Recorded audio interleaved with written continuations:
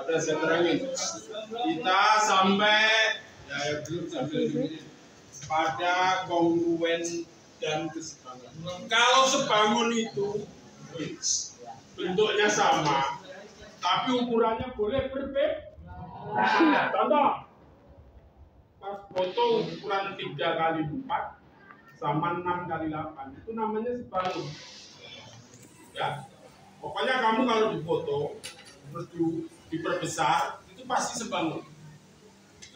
Kalau kongruen, mana kongruen? Kongruen itu sama dan sebangun, sama persis. Jadi gedenya harus sama. Contoh, misalnya paling gampang sama-sama mobil Toyota Avanza keluarannya bareng, nah itu sebangun itu kalau difoto, ya kan? Anak kembar identik. Kalau kembarnya nggak identik suka enggak.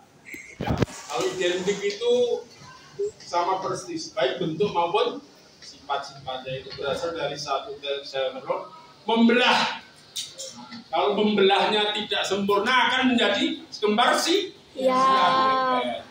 Kalau yang kembar tidak identik itu dari dua sel neurone. Sebenarnya dia bukan kembar, tapi hanya keluarnya bareng. Nah itu sifatnya bisa berbeda.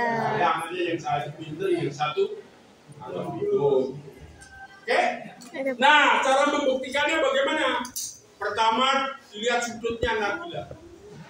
Kalau sudutnya itu sama semua, ya sama semua. Lihat perbandingannya. Ini untuk membuktikan kesebangunan dulu, bukan bangunan.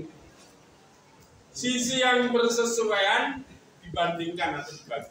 Nah, ternyata sama kan? Ini besar, ini kecil, tapi setelah dibandingkan sama. Nah, sudutnya juga sama, maka dia dikatakan sebangun. Tandanya begini, ya.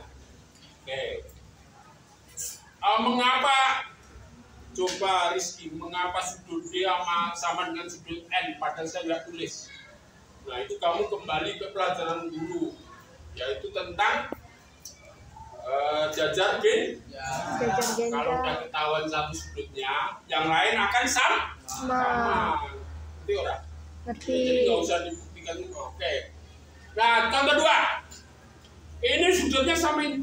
Kok sama Pak? Karena dia sama-sama persegi pan. Berarti sudutnya semua 90 derajat. Ada tandanya itu sejajar, berarti dia persegi panjang.